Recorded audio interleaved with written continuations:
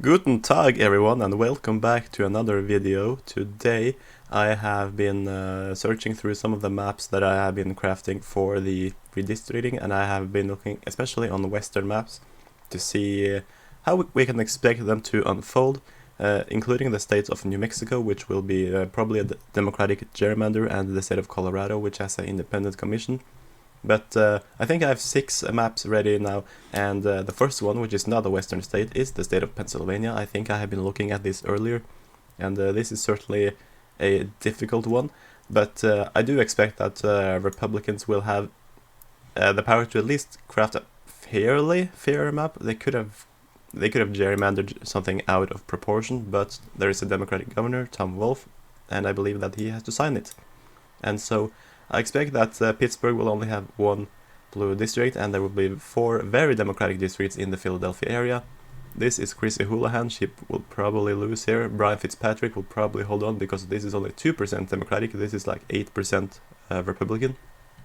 And then Matthew Cartwright will probably go out, but Susan Wild will not.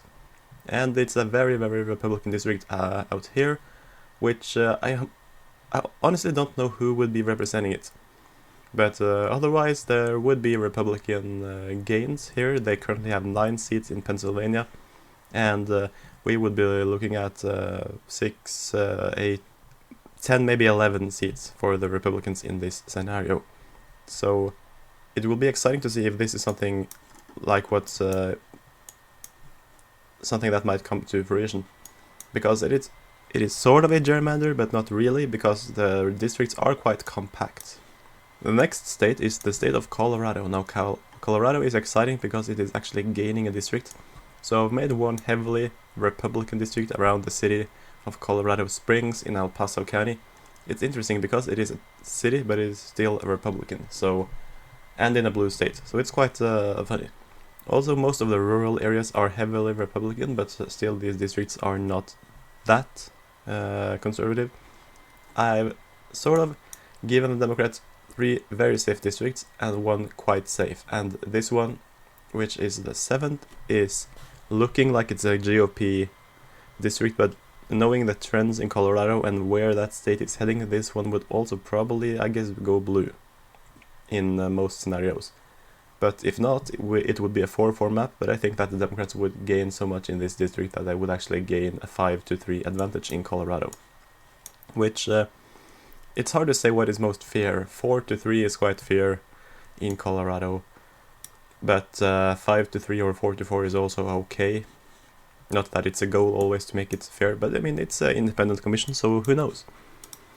Georgia is a very, very interesting state, because here I have actually only given the Democrats 3 districts. I have been looking at Georgia earlier, but I have improved this, and the Atlanta area is a mess.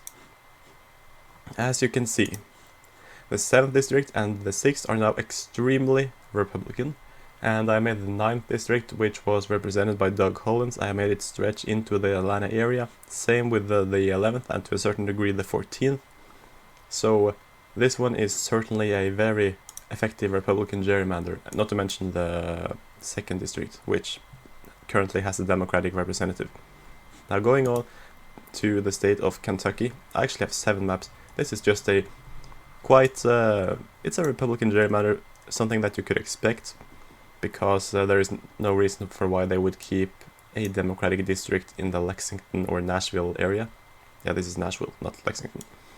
But of course there is a Democratic governor. I don't know how much power he has, but he would probably try to fight this and to make sure that there are at least 1 safe.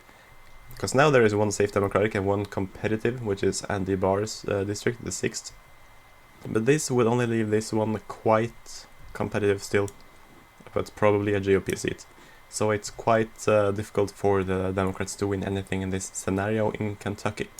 Now we go back to the west, and this is the state of Arizona.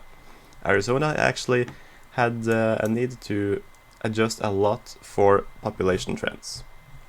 So I have tried to draw David Schweikert's district much bigger, up in the north into Paul Gosar's territory, and yeah, the suburbs are growing, but the rural areas are declining, especially in their percentage of the total population. So I made Tom O'Halloran's district actually slightly more Republican, but made the second district a bit more Democratic, so that Republicans could pick up this one, but they might also in the long term lose the 6th district. It could easily be a 5-4 Republican, but it could revert to being a 4-5 Republican or a 5-4 Democrat if David Sviker's districts becomes more blue. Which you see there are almost no blue areas in there, but who knows.